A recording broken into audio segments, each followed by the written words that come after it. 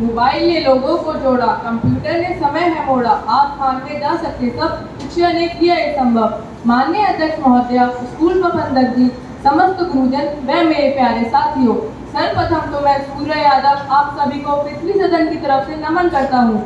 ये मंच सर का है और मैं सर को आधार बनाकर अपने विचार भारतीय शिक्षा व्यवस्था के पक्ष में रखना चाहूँगा। भारत की प्राचीन संस्कृति और सभ्यता व्यापक रही है। यहाँ समय समय पर अनेक ऋषि मुनि संत विचारक और दार्शनिक हुए हैं, जिन्होंने अपने ज्ञान के माध्यम से अनेकों ग्रंथों और रचनाओं का निर्माण किया है। वेद और उपनिषद विश्व के प्राचीनतम ग्रंथों में से एक माने जाते हैं। इससे ये ज्ञात होता है कि प्राचीन समय में भी भारत में ज्ञान का प्रचार प्रसार बहुत था। गुरुकुल उस समय अध्ययन का मुख्य केंद्र माने जाते थे, जिसने समय के साथ विद्यालय और कॉलेज का रूप ले लिया। मध्य भारत के इतिहास में भी नालंदा, तक्षशिला, जगदीश से कई विद्यालय हुआ करते थे, जो हायर एजुकेशन का प्रमुख केंद्र माने जाते थे, जहाँ विदेश से भी विद्यार्थी शिक्षा ग्रहण करने आते थे। समय के साथ साथ भारत की शिक्षा व्यवस्था में भी परिवर्तन होते रहे हैं। भारत में जिसकी भी सत्ता होती, वह शासन व्यवस्था और शिक्षा व्यवस्था को अपने नियम के अनुसार चलाता। लॉर्ड मैकाले को आधुनिक शिक्षा का जनक माना जाता, जिस काल में शिक्षा का उद्देश्य उन्हें बालक के सर्वांगीण विकास पर आधारित हो गया। इस शिक्षा में बालक के मस्तिष्क की नहीं बल्कि उसके शारीरिक विकास पर भी ध्यान दिया जाता है। आधुनिक पाठ्यक्रम में बालक के हर रुचि को ध्यान में रखा जाता है। इसमें चरित्र निर्माण, व्यक्तित्व का विकास, सामाजिक व नागरिक कर्तव्य का पालन, सामाजिक कौशल की उन्नति, राष्ट्रीय संस्कृति का संरक्षण और प्रसार शामिल है।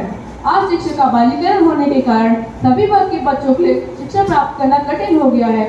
आर्थिक रूप से पिछड़े वर्ग के बच्चे करियर बनाने के लिए जिस क्षेत्र में जाना चाहते थे, वहाँ तक नहीं पहुँच पा रहे थे। मैं एक बात और कहना चाहूँगा अध्यक्ष महोदया, शिक्षा के आम उद्देश्यों में चरित्र निर्माण भी अहम भूमिका निभाता है।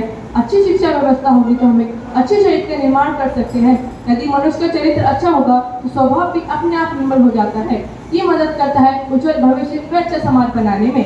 गांधी जी ने यंग इंडिया में लिखा है, विद्यार्थी को राष्ट्र का निर्माता बनाना है। हमारी शिक्षा व्यवस्था ऐसी होनी चाहिए जिसमें राष्ट्र निर्माण हो सके, बच्चे आत्मनिर्भर बन सके, जाति, धर्म, वर्ण, प्रांत, वर्ग जैसी मानवता का प्रसार हो, विद्यार्थी का मानसिक व शारीरिक विकास हो सके। वर्तमान में भारतीय शिक्षा व्यवस्था पश्चिम जैसी ही है, लेकिन गुलामी काल से पहले जो शिक्षा पद्धति थी वो बहुत बढ़िया थी। उस समय नालंदा, तक्षशिला और जगदीश जैसे विश्वविद्यालय दुनिया के भारत में ही थी, तभी हम विश्व गुरु थे। अंत में मैं अपनी बात ये कहकर समाप्त करना चाहूँगा कि हमारा सबसे पहला प्रयास ये होना चाहिए कि हमारा देश आर्थिक दृष्टि से मजबूत बने, खुशहाल हो। यदि हम ऐसा कर पाए तो हमारे लिए शिक्षा व्यवस्था को ज्ञान प्राप्त करवाने के उद्देश्य से जोड़ना आसान होगा। इसके लिए हमें शिक्षा को जन जन तक फैलाने के लिए तीव्र प्रयासों की आवश्यकता है। 21वीं सदी में भारत का हर नागरिक शिक्षित हो, इसके लिए हमें सभी जरूरी कदम उठाने होंगे और सभी जरूरी कदम उठाने होंगे।